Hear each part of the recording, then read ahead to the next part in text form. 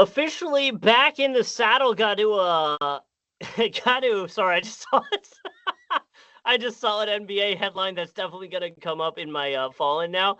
But we'll get to that a little bit later. That's like a way down the line tease without giving you anything at the beginning. But excited to shake off the rust and get back and talk a little bit of basketball. And I'll tell you what, man, I'm already sore. So we're gonna have to take this one easy, take it light today because holy hell, I'm hurting. So we're not playing 21. We're only playing to 11 then? Yeah, maybe not even. Maybe we'll just play to 5 because a whole nother, not in regards to NBA or anything in general. I decided to finally not be a you-know-what and get my butt back in the gym. And instead of being like, oh, let's take it easy, I was like, nah, man, I'm not old. I can just jump right into something. So I joined, anybody that doesn't know what I'm talking about, I joined F45. Oh, so you dove in. Okay. I joined F45, and then they said, hey, just so you know, Thursdays are our hardest cardio days. I was like, cool, let's start on that one. F45, for anyone who doesn't know, is like high intensity training HIIT fitness. Workouts. Like it's literally what it is. Mm-hmm. Yeah. Yeah, they do. If I understand, again, I've only been to like 3 classes now, but they do. It's at 6 stations, 2 workouts at each station, 30 seconds on, 5 seconds off, 30 seconds again. Then you do 20, then you do 10, and then you move, and then you do a second round of all of them. So like, yeah, man, I'm hurt. Like surprisingly, like the muscles on the outside of my rib cage on the sides are so cooked right now. One of my favorite I'm sore, all I can do is laugh at myself right now stories was, and super throwback. Shout out to Tim. This was with Tim in Jacksonville. We worked out at the gym. He was working out at Riverside at the time. We would do this on Thursdays, right? We would work out every Thursday. We'd go to Carmine's. Low key, I miss it. Tim, if you hear this, like great times, bud. Tim was really like, he was a good fitness partner in the sense of like, but we were doing this like ab core circuit. And so I'm talking, Tim's got me like backwards, like at an angle where like I'm doing the sit up and I'm catching the medicine ball and throwing it back to him. And like, great workout, dude. We got after it. I was so sore the next day. Like, I mean, I couldn't like sit down. I couldn't like lift myself up. Like, it's maybe the worst I've ever beat those muscles up. And then on top of it, to make things worse, a day like later, I just come down with like an upper respiratory infection. I'm coughing. I'm keeled over. You actually went to Universal. We went to Universal that weekend. That's when we went down and made that trip. I don't know if you remember me going like on rides. Like I'd start up a coughing fit and I'd go to keel over, but I couldn't keel over all the way because my abs hurt so bad that it was just. I do remember that. Yeah, what a time. That was there was a whole nother backstory thing where I put something out on social media by mistake and got called out by the company and thought I was getting fired for it. I don't want to bring it up on a recorded situation, but oh my God, it was so bad. Wow, we got to talk about this. Oh, you know what? I might remember this, I think, but we'll chat off mic about it. I don't need to be vague with the listeners. I can't. I can't bring it up. See, it was funny though. In full housekeeping, like not to totally switch gears, but if we're talking about older things that we used to do on the podcast, is you know, if somebody was gone for an extended period of time, like we would always make up where they were on vacation, right? And so like I recorded back, you know, shout out to our guys, Carlton KB and Ryan Mayer, who held down the last 2 episodes. Like I recorded with both of them. And full disclosure, when Justin and I are recording this episode, like we had 1 day to do it, and I didn't know if we'd get it in before I went overseas for a few weeks, which I kind of talked about at the end of last episode. But in the process of me saying I was going overseas before I tease this episode, I also said that you were in Switzerland. So I need to ask like how your Swiss trip was, because you were really trying to perfect, and this sounds a little more like, I think, disgusting than I meant it to sound at the time, but I said you were searching to find the, you know, the way to make the perfect hole in the Swiss cheese. So I don't know if you had any success with that, but welcome back is the short version of this, but we missed you. No, I didn't have any. Didn't have any of that. But I was trying to get to the bottom of why Swedish fish are called Swedish fish. I figured I'd go out there and figure it out. Swedish fish. And again, we'll get to the NBA eventually, I promise. But I have never had a more heartbreaking food experience in my life than when I read the nutritional facts label. Oh yeah, the bad. Dude, because I'm talking like that's a GOAT tier, like S tier. It may be my favorite candy ever if it's especially if we're talking non-chocolate. If we're talking non-chocolate, Swedish Fish, top of the top for me. I could crush a whole bag and not even think twice. Like they're just wonderful. I'm talking the OG, I like the flavors too, but I'm talking the OG red fish. But man, they are so bad for you. You eat like 6 Swedish Fish, it's like 300 calories and like your like entire day's worth of sugar. Being a parent sucks in the fact that you just clip it there. Don't say anything else. Just clip it there. In the fact that you have to be a parent. And I mean that because Quinn loves the Welch's fruit snacks, those gummies. Oh my God, they're bangers, dude. Like I'll sit at night once Quinn's asleep and eat 7 of them myself. But yeah, man, when you have to be the parent, be like, no more. And then you're like, well, I want one too, but if I eat one, she's gonna want another one, and we have to be good now. So I at least compromised and bought the one that says it has 50% less sugar. They don't tell you where the sugar starts from, and I'm too scared to look at the nutritional value. So we're just gonna assume it's better than what it could be. So, but yeah, man, I had forgotten about the Welch's fruit snacks until we went on vacation, and my mom had them for her. And then she fell in love, and I was like, oh my God, these things are amazing. And there's like 6 in a pack, and you're like, how is there only 6 in this thing? This is crazy. But to Quinn, you know, they're the size of her hand pretty much. So she's like, these are massive. And I'm like, oh, I could palm the entire bag and be done in one bite. Oh, buddy. If you give a box, like there's like 6 of those packs in a box, I think. Are you kidding me? Like we could take a box down each in like 2 minutes, if that. Like you can borderline, if you really want to get weird with it, you probably put them all in your mouth at one time too, and just go for the super bite. But I mean, that's a little wild. I don't want to, might choke or something. I don't want to encourage that. I genuinely was Googling how to make fruit snacks the other day because I was like, there's got to be a better way to do this. Can I just blend up some strawberries and put them in like in some gelatin or something, call it a day? But either way, let's actually talk basketball now that we've not done that for a little bit here. One of the things we did want to start off with is the rumors around the All-Star game and the All-Star game format, the round robin that they're looking at for international twist in the 2026 All-Star game, which also, by the way, is at the Clippers Arena, which is where we'll go later. Big topic of the day. Kind of ironic and fun. But also, again, this goes back to the international games we saw from hockey. Like there was and is zero doubt in my mind that was what was coming because of how popular that was for the hockey fans, and I think general fans or fans in general of sports. So it doesn't surprise me that we're working in some sort of international twist. But I guess they're also taking a little bit of like a Ryder Cup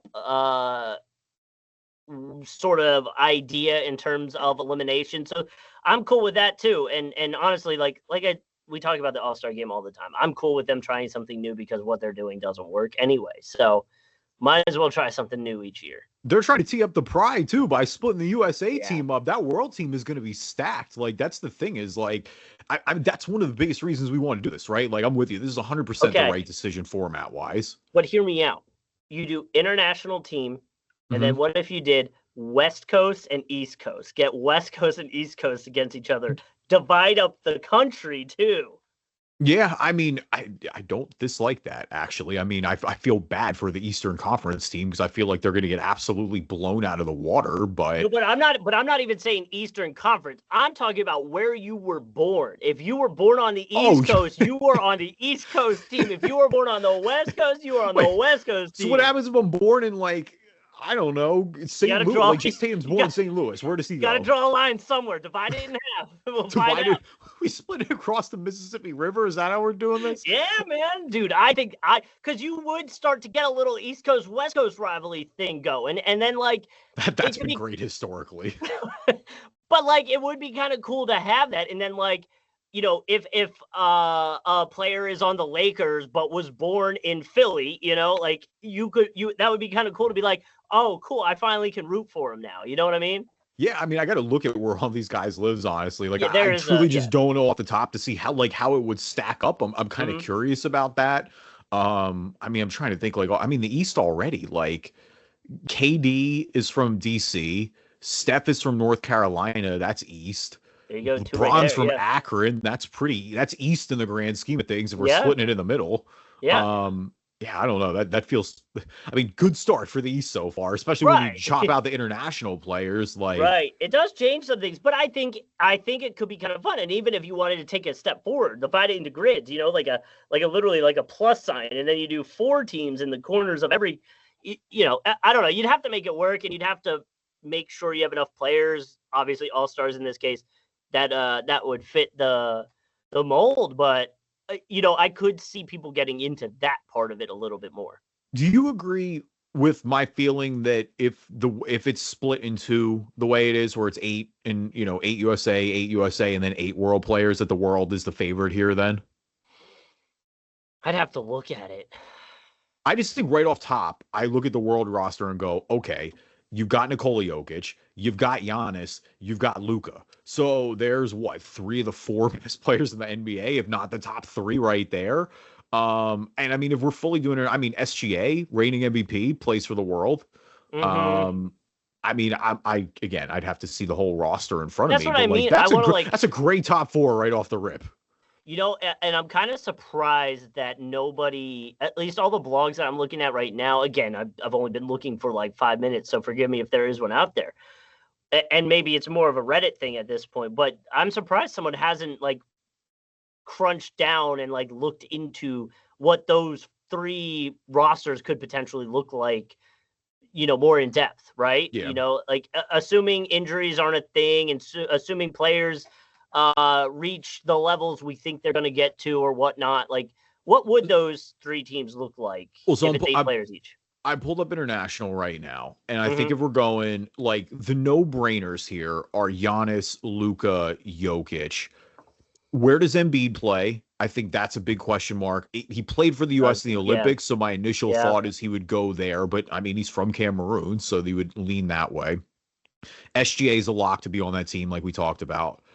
And then it comes down to like, I mean, I think Wemby's a lock too. I think Wemby for sure makes that squad. But you got a bunch of guys, you got a bunch of ballers after that. Like you still got, guys like Jamal Murray, guys like Domantas Sabonis, guys like Pascal Siakam, who all are in contention for that. Like you've got Gobert, you've got Franz Wagner if he breaks out this year, Şengün on the Rockets. Like this is a good 8. But even more important, but the more important part though is it's like, look, I just look at that top 4. You've got SGA, Jokic, Luka, and Giannis. So I really like my chances against anybody the USA is throwing at me off those 4 alone.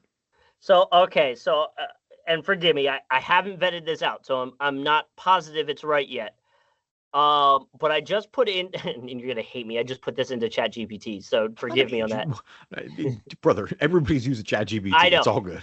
So I said, okay. I said my co-host and I are talking about the NBA All-Star Game, which will feature 2 USA teams and 1 World team. Mm-hmm. Please make 2 8-person USA rosters and 1 World NBA roster based off the best players in the NBA, please. It gave me World team, which is similar to what you were just talking about. Luka, SGA, Giannis, Jokic. It put Embiid there. Jamal Murray, Lauri Markkanen, and Sabonis.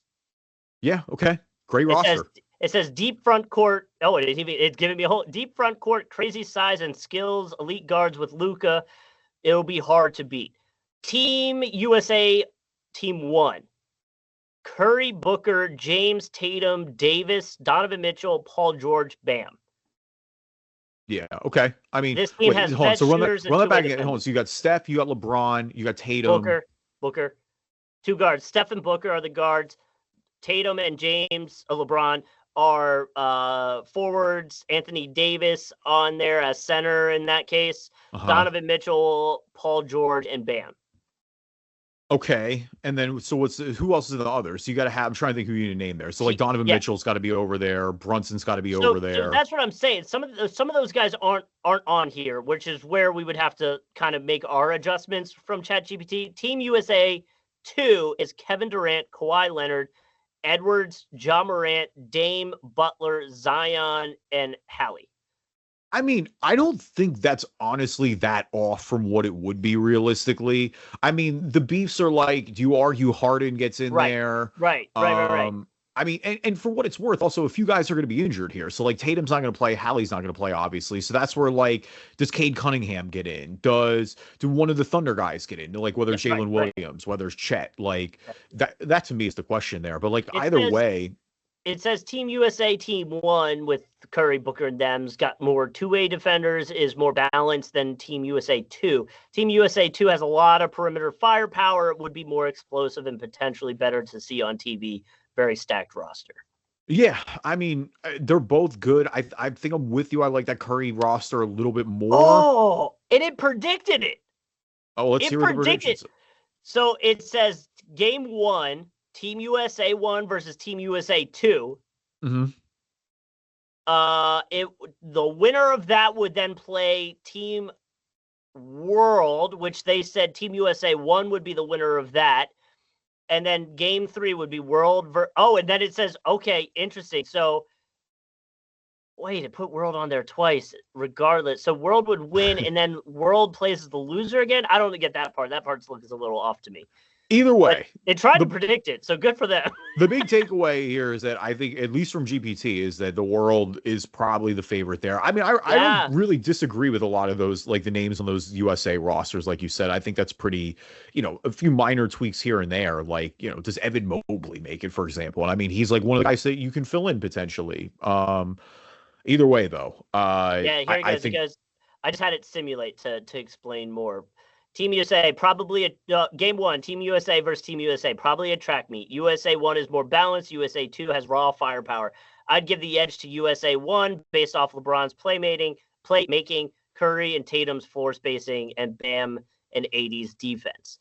Game 2, USA 1 versus World. This is a heavyweight battle. Jokic, Giannis, Luka, Shea versus is just unfair, especially with Embiid as a backup weapon. So we got to remember Embiid's over there. Curry, right. LeBron, and AD would keep it close, but World would win with sheer size. Luka and SGA controlling the pace. USA 2 versus World, KD, Kawhi, Dame. Edwards is nasty, but World would still overcome. World wins again. I do love how this is just like making it up entirely. Like just completely making it up right now. Let's save this for when we are at the All-Star game. What is it? February, hold on, I had the date. February 15th. We got to pull this audio and see how close we were. Yeah, we'll see. I mean, especially with the rosters too, it'll be interesting. But like either way, as we've said before many times, whenever All Stars come up, like it's become a stale event. I think this is the right move to format wise. So the bare minimum, I think we're headed in the right direction. Hopefully, we get a little more competition, because if this doesn't work, I think we're kind of out of ideas with the All Star game, and I don't really know what it looks like at that point. But either, because like you said, it can't really get much worse than it's been the last few years here.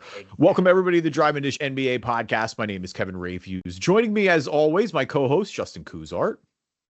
I was gonna pull. I didn't do it, so I'm just gonna give up on it because I'm not gonna get it up in time. I was gonna try to pull Elfrid Payton's best game of his career and give you the stats, but here we are. So we'll just let it slide. The assist total's got to be pretty good. I mean, we're gonna play Immaculate Grid later. We haven't done that in a few weeks, so we'll see if we have our Elfrid Payton connection there. Of course, that's Justin's boy. If you feel like you're one of our boys or girls, leave us a review on iTunes, good or bad, or we'll read them on the podcast. If you're not an Apple user, Google Play Store, Spreaker, Spotify, TuneIn, Amazon Music, Player FM, anywhere you can find a podcast, you can find us. And hit us up on YouTube. Got a video version up there. You can check it out. Watch the video parts, which are usually towards the end, which are more the Immaculate game, Grid game, I should say. And you can subscribe there. You'll get notifications when the new episodes are coming out. Now, a word from our sponsors. So, boy, oh boy, we have a bit of a scandal on our hands. There are rumors. Let's put that out there right now. Everything is a rumor. As of right now, nothing is legit, I guess. We'll quote that. What is currently alleged is essentially an endorsement deal with a company that Steve Ballmer, Clippers owner, is tied to. And the endorsement deal is for Kawhi Leonard. And so the thought process behind it is Kawhi was able to pull some money, around $7 million per year, without having to deal with the salary cap for the NBA.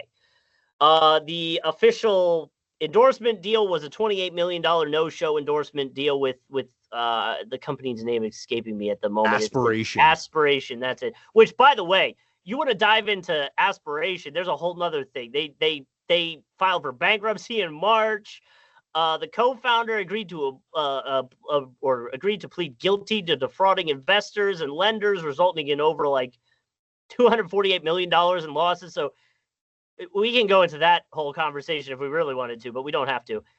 The reason that this is a problem is the owner of the Clippers, Steve Ballmer, helped this company, funded this company with $50 million around the same time that this deal may have happened. So it kind of looks like a way to potentially funnel money to Leonard without having to deal with the NBA, which is where we are now. The Clippers have come out and denied any of that, and obviously no surprise there. And then no surprise as well, the NBA has launched an investigation into this to check it out because this could be a real problem. In case anybody's wondering, if there are penalties from this, there's going to be a lot of fines, loss of draft picks, voided contracts, suspensions. Like, it's going to be big. Again, it all is in quotation marks if this is real, if this is actually something that happened. Yeah, I mean, you mentioned a lot of the bankruptcy stuff, and I do think it's important here. Like, it's all because it is all kind of related, because that's essentially what Steve Ballmer is defending. Like, Steve Ballmer is saying, hey, we all got defrauded here. This company went bankrupt. We signed this deal on the side, and like, this all just was kind of done without my knowledge. We weren't doing this to circumvent the cap. And that's the report that the Clippers have, or the statement, I should say, the Clippers have put out, basically saying like, hey, we thought it was a legit deal. We got misled by other people who have been punished in a court of law. And this is where we're at now. Like, we're going to, we're all victims here, essentially, is what they're saying. Look, it's certainly, and it's shout out to Pablo Torre, obviously, who broke the story, did a really great job of breaking this down. The memes are already electric, as you would suspect. Mostly because this is about a tree planting company. So it's like, wait, Kawhi was busted for fake planting trees? Like, that's essentially what this is? It's just a wild headline when you read it that way. I mean, the only precedent we have for this, if you will, was the Minnesota Timberwolves with Joe Smith, and they took Joe Smith #1 overall, and they were, trying to circumvent the cap, and they got busted, and the NBA laid the hammer on them. Like, they lost, the contract got voided, like, they lost first round picks because I think it was three. Oh, it was five. Wow, I thought it was 3. 5 is a lot. Now, here's the problem with this, of course, you try to punch the Clippers. Clippers don't have any first round picks. They sent them on to OKC. That's why that's why they've been getting rid of all of them. That makes sense. I mean, seriously, like, what are you gonna? I mean, you can't really take OKC's picks away here. Look, I don't know. I mean, if this is real and they were circumventing the cap that way, then yeah, I think the league has got to come down hard here, because they're like, that's a core principle of what the league founds themselves on. And like, you can't. Steve Ballmer, we already know, like, if we're talking all these owners are rich, Steve Ballmer is extra rich. Like, the guy co-founded Microsoft. Like, this is one of the wealthiest people on the planet. So I'm not surprised that like they're trying this, but like, whew, this is you better hope this is not real. The thing that's worth mentioning, though, is the difference between Kawhi and the Clippers case and the Timberwolves and Joe Smith stuff is Joe Smith was all like in team, like it was more wink wink kind of handshake deals, whereas this is literally a third party brought in, connected to the owner, no written contract, all of the I don't know how I am interested to see how the NBA investigates this, and like, are we just going to go off the timeline of things were agreed on, and from there we have to assume? I don't know. But, yeah, man, not a great look. But I do get the frustration as probably an owner who has significantly more money than everybody else. It's like, well, why can't I use my money? I'm the owner. Which we'll talk about a little later, too. Talk to the NBA then. Like, listen, Justin, I'm with you. Actually, like, I would wish the NBA. I'm fine getting rid of the salary cap, because as far as I'm concerned, if you're a billionaire the way the MLB does, like, I think you should be rewarded for spending your money. Now, Ryan and I talked a lot on the last episode about, though, the downside to that then is you probably get less parity. Like, the NBA, especially recently, has become a league of parity where it hasn't in the past. Like, the second apron has made it significantly harder to keep your teams together. So I understand trying to find advantages. It's just like, look, a lot of this on its face just doesn't look good. Like there's a clause in here that says Kawhi Leonard is only going to get paid if he remained a member of the Clippers. That doesn't seem like a valid endorsement deal. Like, not great. Yeah. He just like, yeah, the NBA had completed an investigation about the one person with Dennis Robertson who's tied to this, and they found that there wasn't any, benefits while they were pursuing Kawhi in free agency. I don't know. We'll see. Like I said, I want the investigation to do its job. Like we said, the Clippers responded on Wednesday night to when this all came out. Like their longer statement saying that it wasn't to funnel Kawhi Leonard money, but like, yeah, on its face, and Pablo Torre did a good job. Like this is all well sourced.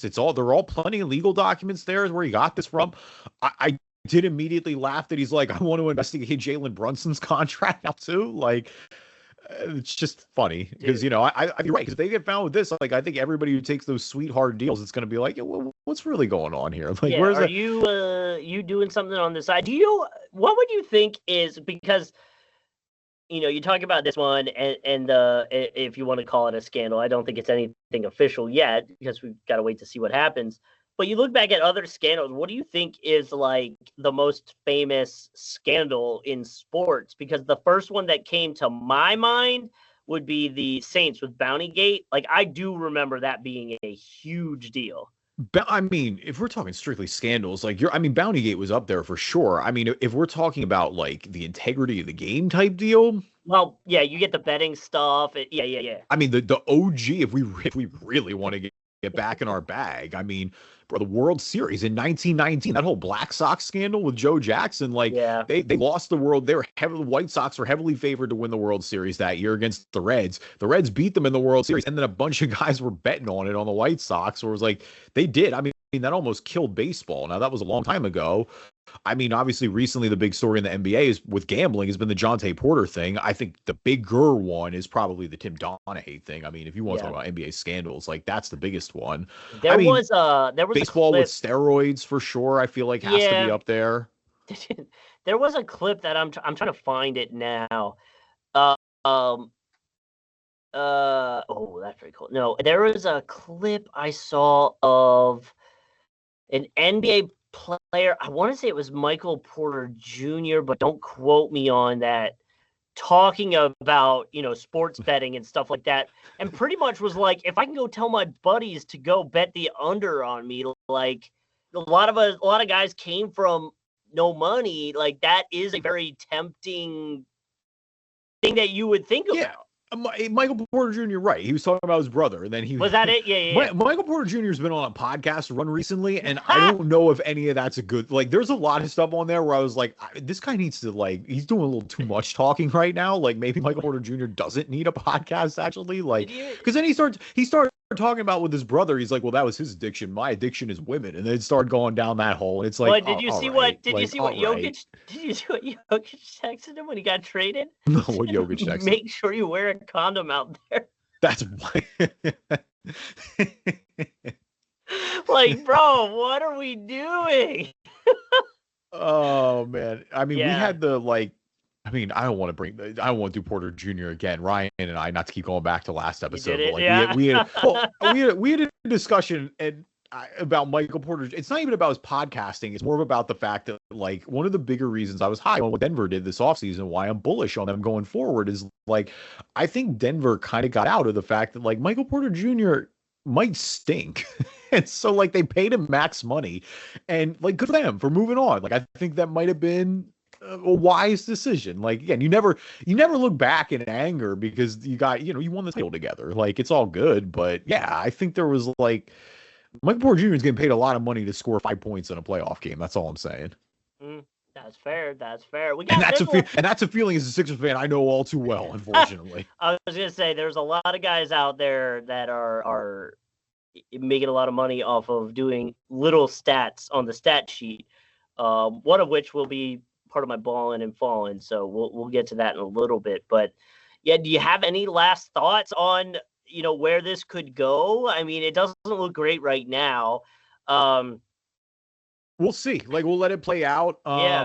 the NBA's launched an investigation already, so like they're on course. top of it as well. Yeah. I mean, here's like, But is Tom this like a Haberstroh tweeted Pandora's it. box thing? Is this like a Pandora's box, like you were joking about? Like, are we about to open something and be like, oh, this is something everyone does? They just did this one badly, and now everyone caught it.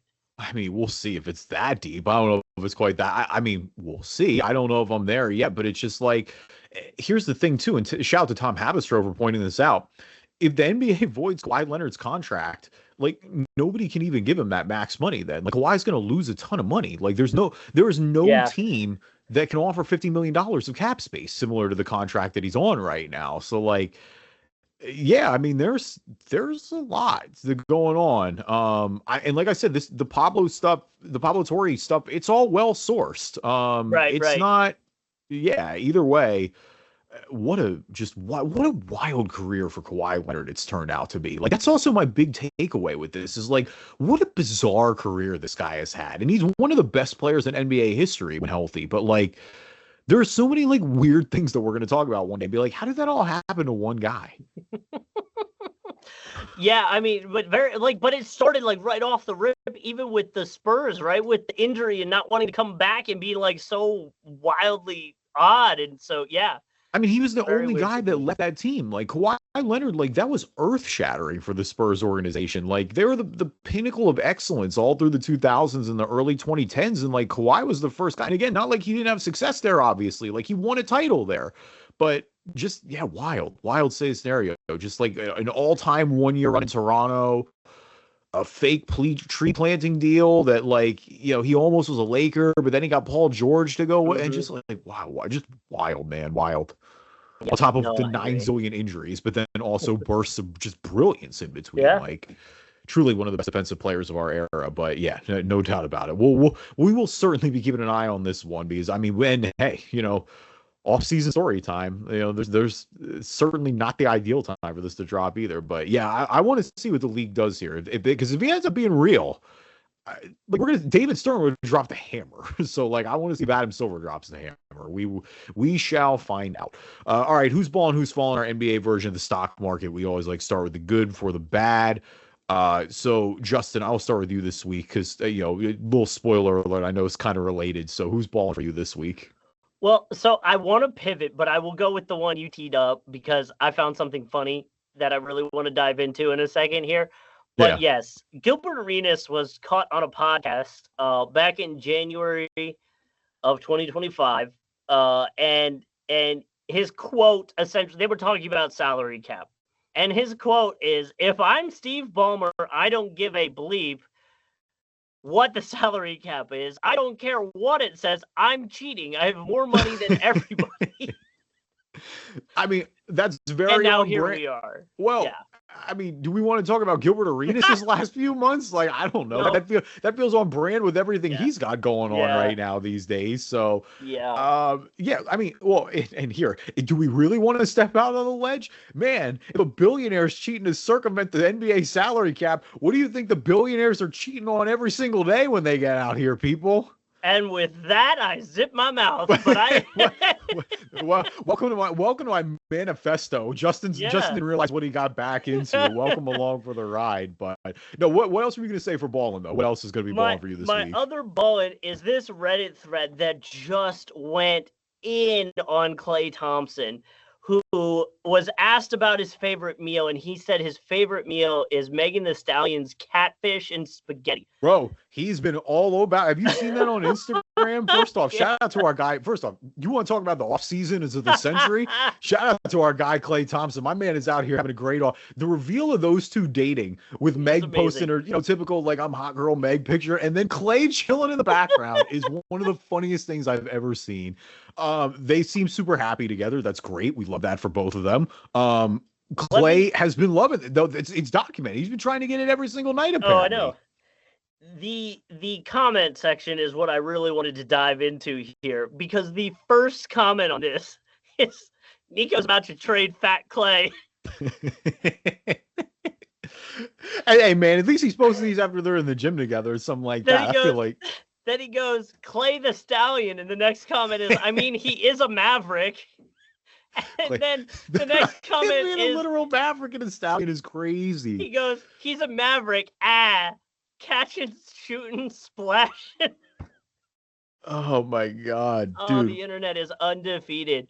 What a great wow. offseason for Klay Thompson though. Seriously, I mean, No, I good for agree. him. Shout out to them. I hope they're happy together. Sincerely, like I know we're getting these jokes off, but that really, Yeah. like, truly, like that is a heartwarming NBA player, and I love that it was like NBA Twitter that lit up. Like, not all Meg's passionate fan base who follow everything she does. It was NBA Twitter who was like, I know that's not who I think it is. Yeah, wait, hold on. Wait a second. And of course it's Klay. It's not going to be anybody else. It's going to be Klay. The most, just like the guy who seemingly does so many random things. Like, of course he's the one dating Megan Thee Stallion, just completely out of left field, it feels like. But no, we love that. Shout out to Klay one time. Actually, let's stick in Dallas for balling for me. PJ Washington signed a 4-year, $90 million extension to stay with the Mavs. He had 1 season left on his current deal. Now he's locked in there through 2030. He's been there since February 2024. Obviously, he was a part of the team that went to the finals. Last season, 14.7 points, 7.8 rebounds, 2.3 assists, 38.1% from beyond the arc. I mean, he played big minutes for them post Charlotte on that finals run. He's continued to be one of their main offensive pieces. So, like, this makes, again, a lot of sense with a Mavs team that's still going for it now with Cooper Flagg, Anthony Davis. Like, PJ Washington kind of fits that, continue to win now. He's still pretty young in the grand scheme of things too. He's just 27 years old. So, people, shout out to PJ getting paid. Yeah, happy for him and want him to get paid, but the Mavericks are going to be a very weird team, and I know we've already kind of talked about this, like you were just referencing, is like they're going to have a legit chance to make a run at it, which feels weird with how much the fan base hates them right now. Well, the NBA bailed them out, so that's kind of what it all comes to. I mean, look, if they were healthy, and they're still going to be missing Kyrie for a large portion of the time, like the majority of the season. He's about to be a farmer. That feels right, but honestly, I'm not even knocking that. Truly, like he was on the Rap House or something like that. I saw that. Hold on, I have that quote somewhere.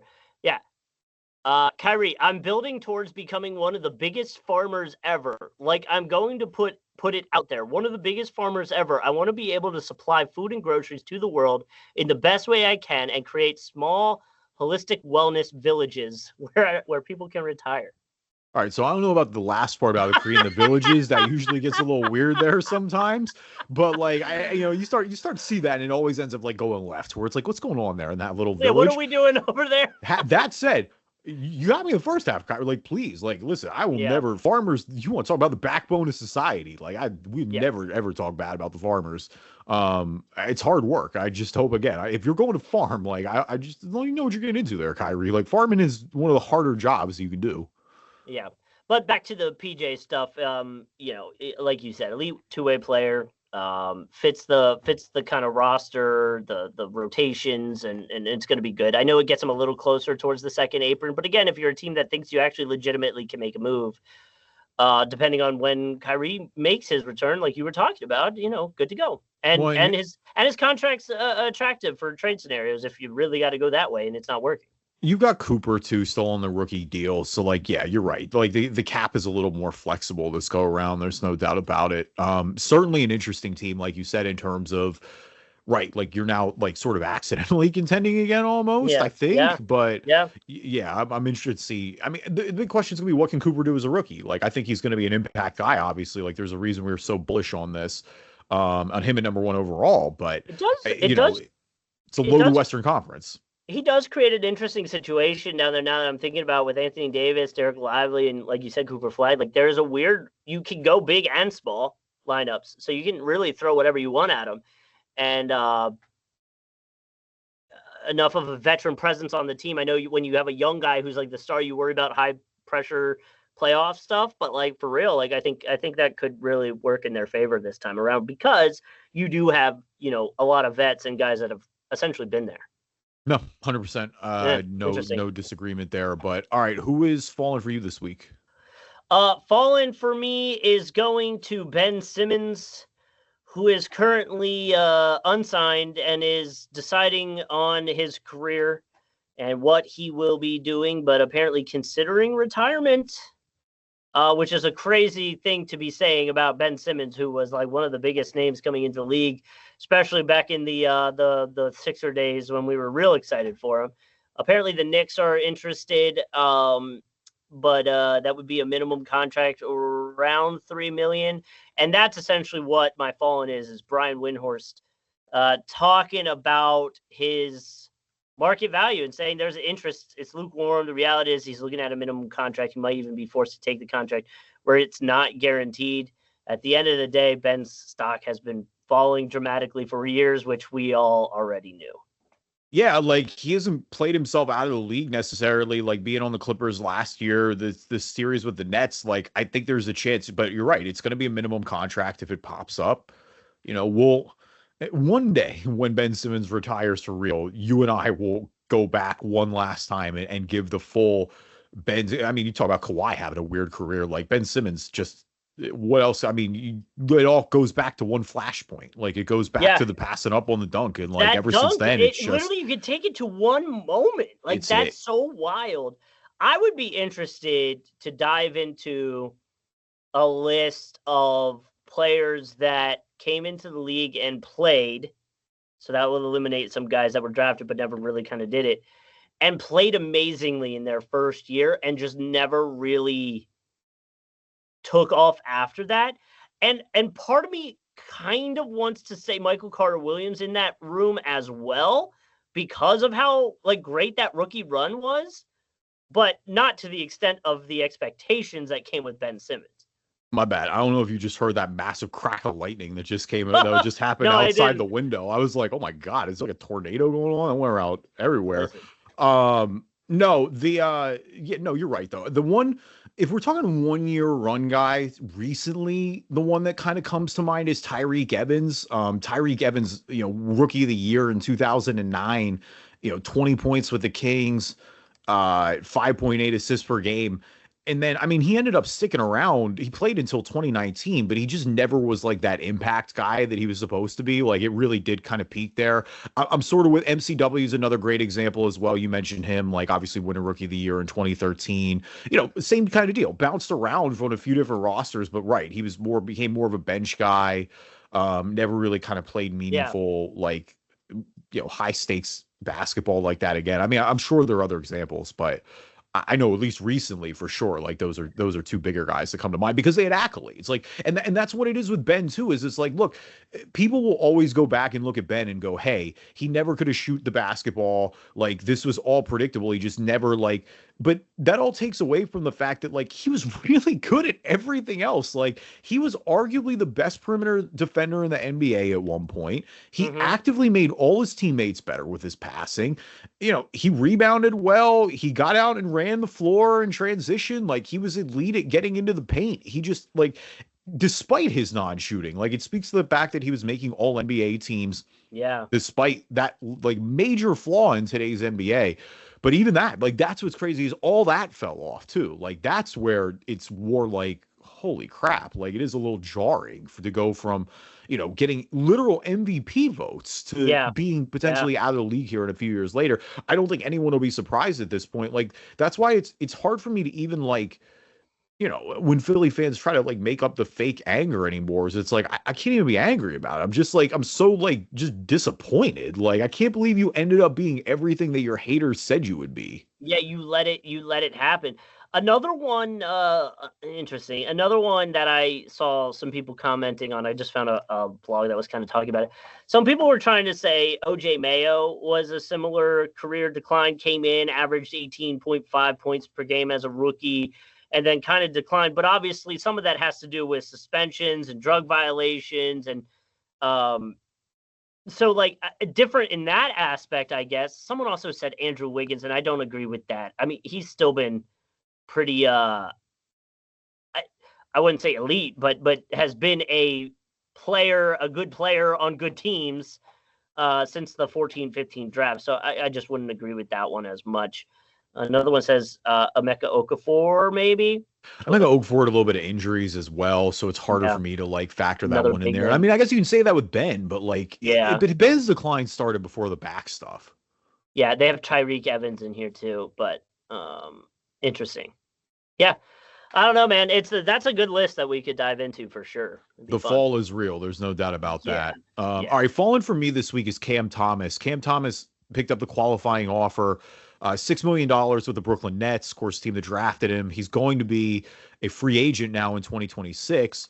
So, like, that is good news for him. The bad news for him and why he fits into fallen is it's just like Cam Thomas was one of these restricted free agents who was kind of in this like in between ground and bet on themselves to make a lot of money here in this offseason as a restricted free agent and just kind of haven't the way the cap is gone. Like, and we've seen this, like we talked about this category of guys. It's him.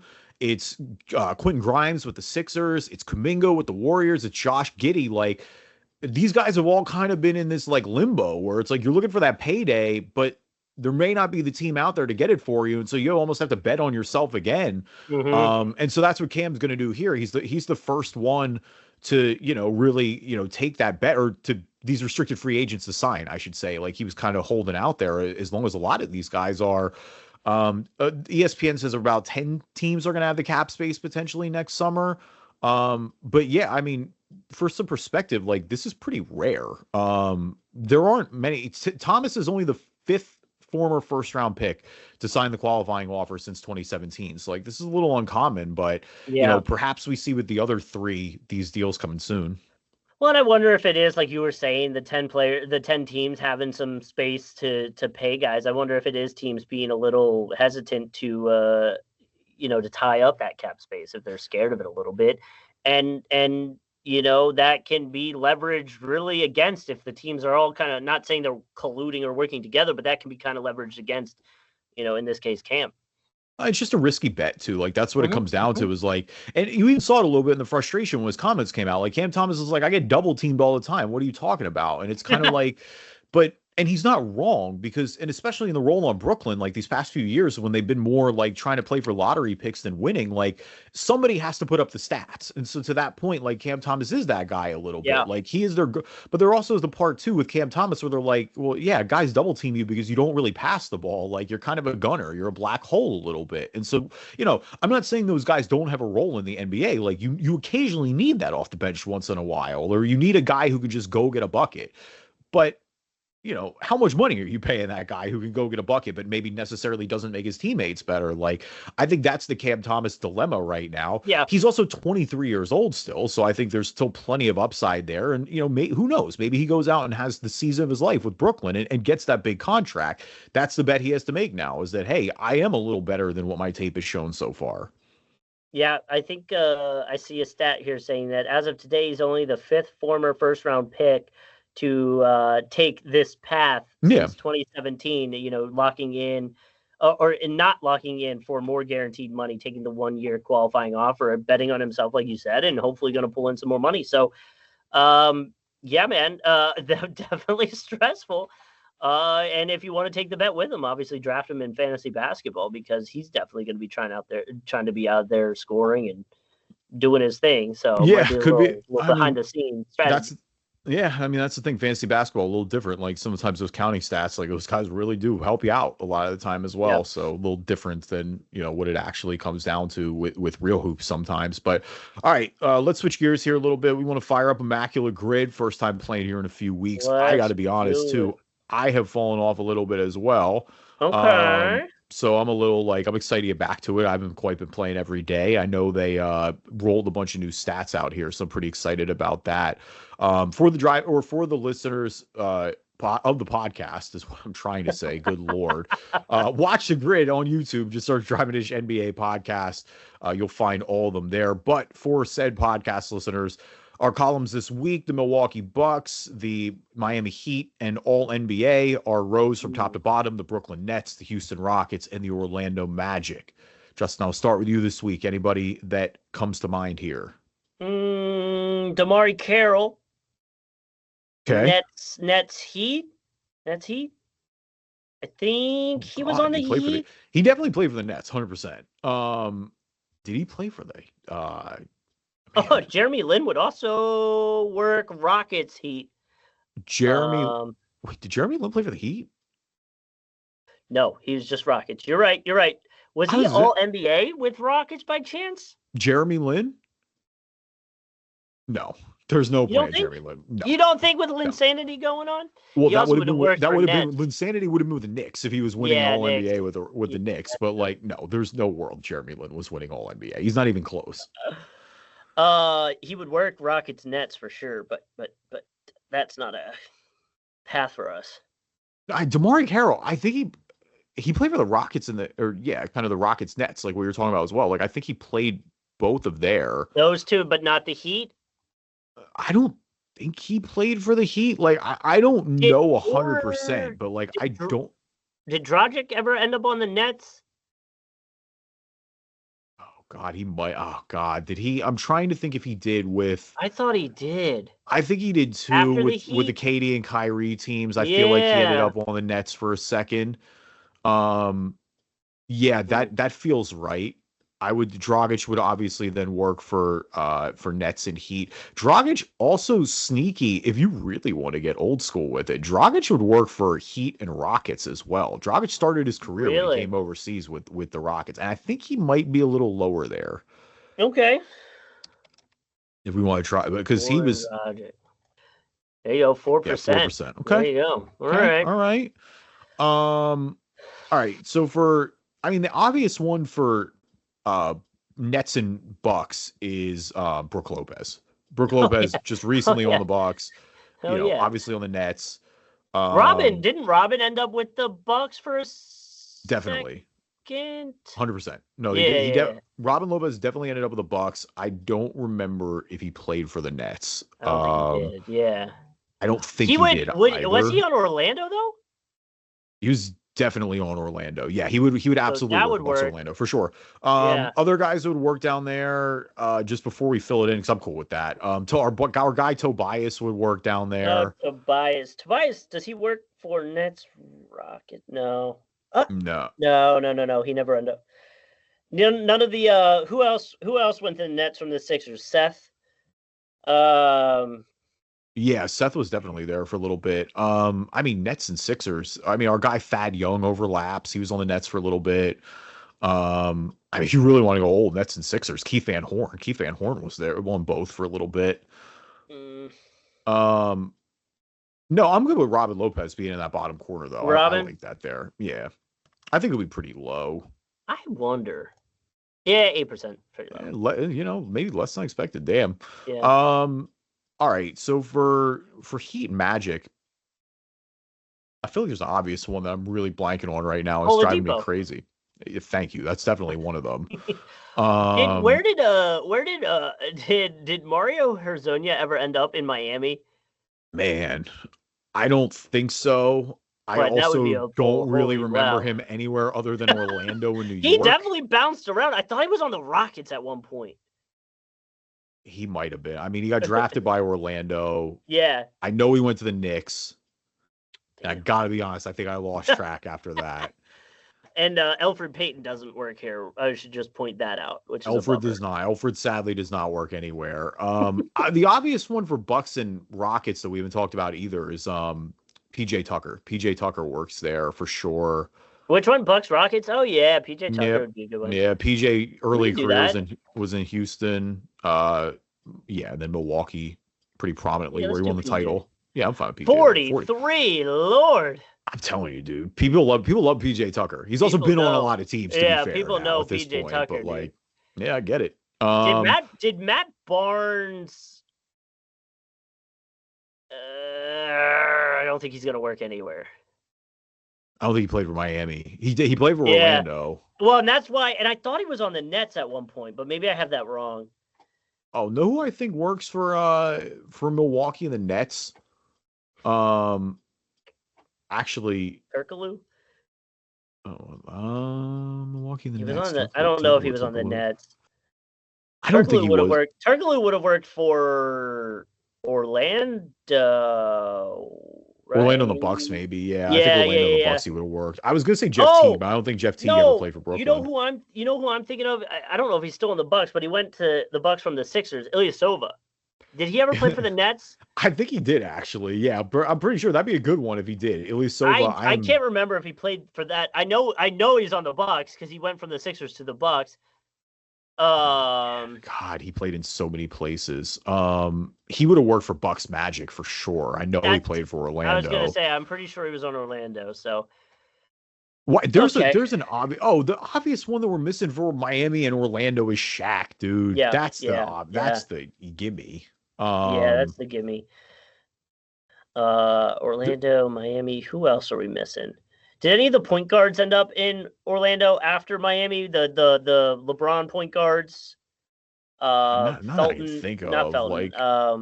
Like Chalmers didn't. Like Norris Cole, Chalmers. Yeah. Norris Cole, I'm pretty sure only played for 2 teams. Like I think Norris Cole played for Miami, and then he played for the Pelicans, and I'm pretty sure he washed out of the league after that. And is like playing overseas somewhere. I mean, who knows? Yeah, geez. What about any of the Mike Miller? No. Mike Miller. No, Mike Miller works. Mike Miller works for Orlando and Miami. Does he? Okay, I couldn't remember if he was on Orlando. I mean, he's going to be high, but I don't think it'll be higher than Shaq. So no. We could also go Oladipo, but I think that's going to be high too. I think Oladipo will be lower than Shaq and Mike Miller, to be honest. I really do. Okay. Yeah. Okay. Mike Miller was popular. Okay. Who else was in the Mario? Who else did we see at Summer League with Mario Hezonja? It was Elfrid Payton. It was Mario.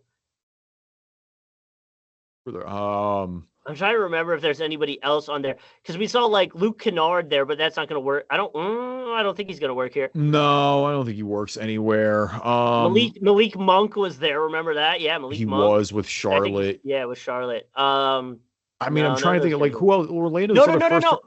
Who was the Heat guy? Justice? It started with Winslow. Yes. Oh my gosh, I forgot about Justice Winslow. I don't think he ever ended up with the Nets though. I don't think he did either. I'm not 100. I mean, again, he's one of these guys who bounced around. I'm just not 100% about it. I mean, the other Magic first rounders, like from around that time, were like there are a lot of guys who've been there for. So like Jonathan Isaac, obviously, he's been there with the team the whole time. Mo Bamba hasn't been there. Mo Bamba. Bobo never ended up on the Heat at all. I don't think so. Like Okiki hasn't. Chuma Okiki. Everybody else since then would still be on the roster. Yeah. All right, let's go Oladipo then. I'm down with that. Yeah, we'll start knocking a few of these out. Victor Oladipo, 7% is way lower. That's wild. It's because the Miami tenure wasn't like super memorable. Lance Stevenson, he never played on either those two Bucks or Heat, but wasn't he on the Nets at one point? Maybe. I know he was on the Lakers, but yeah, I don't know. Nets, Hornets, Pelicans, and Pacers is like all that comes to mind with Lance. There's probably more, but like not enough for me to have with any confidence.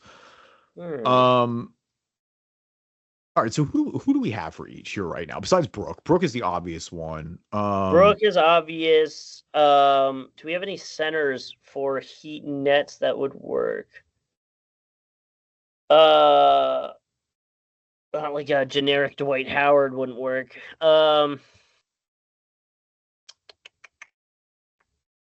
Terry? Jason Terry? No, maybe? No. I don't think so. Jason Terry did play with the Nets. Yeah. Now I think about it. Hold on. I'm running through Jason Terry. Jason Terry played for the Bucks too, I think. He may work in the corner. Jason Terry for the Bucks. I don't remember that at all. I think it was late. I feel like it was like towards the end of his career because he played for the Mavericks, obviously, for the large majority of his career. But then he kind of floated for a few years late. And I feel like I remember him on the Bucks. Don't ask me why. Oh, you guessed tomorrow. My bad. I went for one link. All right, cool. 3%. I went for it already. Yeah. All right. Nets, Heat. And then we no do one else all would have maybe NBA. worked who's a super like low one. Greg Monroe. I think Greg Monroe played for. I mean, I know he played for Milwaukee. I think he played for the Nets too. Did Birdman ever end up with the Nets? I know he's got Denver. He's got the Heat.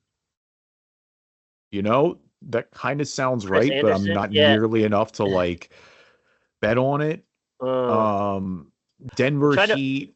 I'm trying to remember the NBA 2K probably 14 with Darren Williams. Who else was on that Nets team? No, I know. Yeah. Well, it was. I mean, Joe Johnson works actually. You know what? Joe Johnson works. Joe Johnson 100% works. He was on the Heat. Ended his career on the Heat. Yep. Wow. Okay. Yeah. I do not remember that at all. Yeah, Joe Johnson works for sure. ISO Joe. 18%. All right. It was the end of his career. So yeah, man. Hey, sometimes you got to talk through it. Justice Winslow did not play for either Brooklyn or Milwaukee, by the way. I feel safe looking that up now that all NBA is on the table. I don't think we're going to get there, so I feel all right about that. No, yeah, you're good. All right, let's knock these out. All NBA, Brooklyn, Houston, and Orlando. I'm trying to think like recently. I mean, we know who the heavy hitters are for each team. Most popular for Houston is probably going to be Olajuwon. Most popular for Brooklyn. There's a few options with Brooklyn. I mean, recently it's like KD, Kyrie. Do you think Harden made it for Rockets? God. Oh, yeah. For Rockets, 100%. Yeah. Oh, yeah. Harden won MVP. He 100% made it. Oh, yeah. He won MVP that year. Yeah. If anything, the question is, did Harden do it with Brooklyn? Brooklyn, I'm less sure about just because he was there for such a short tenure. And one of the years he was only there for like half the season. But he was putting up numbers, wasn't he? He was, but again, it was such a short amount of time that like I don't know if it'll count. Yeah. Did Bridges get all NBA when he was with the Nets? You know, he might have, Justin. He really might have been like all third team that year. I am not nearly 100% enough to bet on it, but that feels like it could be an easy or it could be a sneaky play for us. All NBA is just so hard to get though. Yeah. Like that's the thing is it's like for everybody that we think had a good season, they really had to have had the best season to be on all NBA. Like I do think of heavier hitters with these guys. So like Orlando, I'm thinking like Shaq. Did Paulo get it last year? I'm trying to remember. I don't know. Paulo had it last year. I'm assuming he did. But dude, he got hurt though. That's the problem. Oh, that's true. A lot of guys like was it like Luka wasn't eligible because he didn't meet the threshold or something like that? I mean, got Luka, hurt? Wemby. Yeah, there's a bunch like that. Yeah. I mean Orlando. I'm thinking like Shaq. I'm thinking Tracy McGrady. I'm thinking Howard had Dwight. Dwight. Well, Dwight. Honestly, Dwight probably works for both. Like, for Houston too. I didn't get with Brooklyn because he never played for Brooklyn, but he probably got it for those two. Did Yao get all NBA? You know, he might have. Honestly, I don't think Yao would be the worst. But he had to have gotten all NBA. Like he was getting borderline MVP votes. I feel like at one point. So like, I'd be down. I'm down with Yao there. Yeah, go Yao there. Maybe Howard. Did you see the pic of Did you see the pic of Yao Ming and Anthony Edwards in China when Ant was over there? No. Oh my God, dude! It's just a reminder. Like Yao and Shaq is the one where you like really where you're like, oh my God, this guy is huge. But it's like he's a massive human. Yao's taking a picture with Anthony Edwards, and Anthony Edwards is like at his stomach, and like Anthony Edwards is 6'4". Like that guy is not small. Dude is pretty tall. Yeah. Okay. All right. Magic, Shaq, Penny, Dwight, T-Mac. T-Mac could be a good one. I don't think Vucevic or any of those guys ever made it. Vooch, oh my gosh, yeah. All right, I'm down to go Shaq or Dwight. You want Shaq or Dwight over T-Mac? Yeah, mainly. I feel like when you put those three together, I feel like Howard's like the newer one, but the lesser of a household name, if that makes sense. And I feel like that's really interesting. It is Hall of Fame year. Wow. I know, but like it's Shaq and T-Mac. I think Dwight maybe. That's a good question, actually. I'm gonna pose this to some people. I'm curious. Like we go with Dwight. I have no problem going with Dwight. By the way, pick Dwight. But if you post those three guys next to each other, say who's the more famous? I don't know. For the Magic? I don't know if famous is the way to word it because that is Dwight. I think T-Mac has a lot of impact, and I think Dwight's end of career probably like brings him down in casuals' eyes. But like, I think Dwight is by far the more successful Magic player than T-Mac is. But Dwight was in the finals. I'm not thinking successful. I'm thinking from a casual fan. If you're giving those three Who, Still think or it's you just say, give me an all NBA player on the Orlando Magic, like Immaculate Grid is. I'm curious to know, out of those three, what are the three most popular? I still think Dwight has T-Mac beat. I'm fine. I'm fine being wrong here. I may very well be wrong here. We'll find out. Let's see hit me with what Dwight's got. I'm curious. Because Shaq could be low too if he's on Miami. 9%. Yeah, because well, and it could, because they could Miami use and here. Orlando is the question with Shaq there, obviously. Yeah, that changes. All right, Brooklyn All NBA. Like I said, Durant, Kyrie. The other one that comes to mind just because of how good he was Jason Kidd. I mean, maybe, if you want to, maybe Bridges, but we're not sure. Oh, honestly, I mean, dude, Joe Johnson. Well, we used him already. Joe Johnson probably would have worked. Honestly, dude, a guy that you brought up earlier, who I think probably works here, Darren Williams. Darren Williams. I would be stunned. I think he does. His first year with the Nets. Do you think they weren't good, but Paul Pierce? So that's my thing with Pierce and Garnett is like, I don't think they were, it's just not because they were in their prime. Like if there's going to be one, I would feel better with KG over Paul Pierce. Like truly. Yeah. But they were at the tail end of their career there. Like, were they still making all NBA teams at that point? Do you think Brook Lopez ever got it enough? I would weirdly think if I'm betting on somebody in Brooklyn, I would bet with Brook over. I don't think he got all NBA for the record, but I think Brook would have a better chance of getting it in Brooklyn than KG and Paul Pierce have. I think like if we're realistically being safe, I think the answer is either Jason Kidd or Kevin Durant or Kyrie. Like those are the ones where I'm like, I feel very good about all of those answers. Like, I mean, Kevin Durant was like best player in the NBA status the year he was in Brooklyn. Yeah. Kyrie is Kyrie. Like, all right. Who do you want to roll with then? Dealer's choice. I think Kyrie will be the lowest of those three because Jason Kidd's a legend there. Like he's a franchise. He's already the best player in franchise history. Yeah. All right. Yep. 9%. All right, I'll take that. Let's scroll down to the bottom. Let's see what we got for the most popular answers. Dwight was the most popular for Orlando. Wow. Well, and then with Shaq being on the left, that makes sense. It doesn't help that Shaq. Oh, JJ Redick. We never even said JJ. Yeah, we didn't. Wow, I forget about him being on the Bucks. You're right. Yeah. All right, most popular answers. Brook Lopez. Lowry being the most popular for Rockets Heat is weird. Kind of wild, definitely weird. I mean, Lowry started his career there, but you're right, he wasn't very good there. Like he didn't break out obviously till Toronto, and then he was on Miami pretty recently. But I guess 35 is low though when you think about it. Well, when you have so their most popular, I guess they said top players is Kyle, Glenn Rice, Shane Battier, Kevin Willis. That's Battier's a good one. Wow, we mentioned Battier. That is a good one. All right. Most popular answers overall this week on Grid: Brook Lopez, who we mentioned for Bucks and Nets.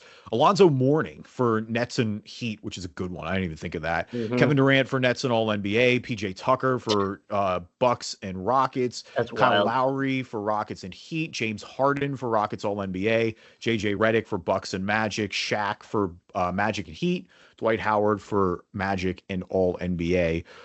Our grid this week, if we want to look at it one last time, we have Jason Terry for Bucks and Nets, Joe Johnson for Nets and Heat, Kyrie Irving, Nets All NBA, PJ Tucker for Bucks and Rockets, Goran Dragic for Rockets and Heat, Yao Ming for Rockets All NBA, Dwight Howard, Magic All NBA, Victor Oladipo for Magic and Heat, and Bucks, Magic, Robin Lopez.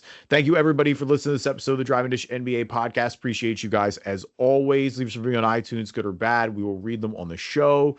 If you are not an Apple user, anywhere you get your podcasts, you can find us. Also, again, a friendly reminder, I will not be here next episode. Justin will be holding it down for you. And then finally, after that, he and I will be back together in full force for your regular Saturday drops. Shout out to all our guests for holding it down. We appreciate you guys. But this will be a little something to placate y'all. Until then, we're glad to be back for this one. Yeah, man, happy to be here. And if you don't want to be listening on a podcasting platform, you can always check us out on YouTube. There's a video version of the podcast there. You can watch along. If so interested, just find Driving Dish NBA on YouTube. Subscribe. You'll get notifications when new episodes are coming out.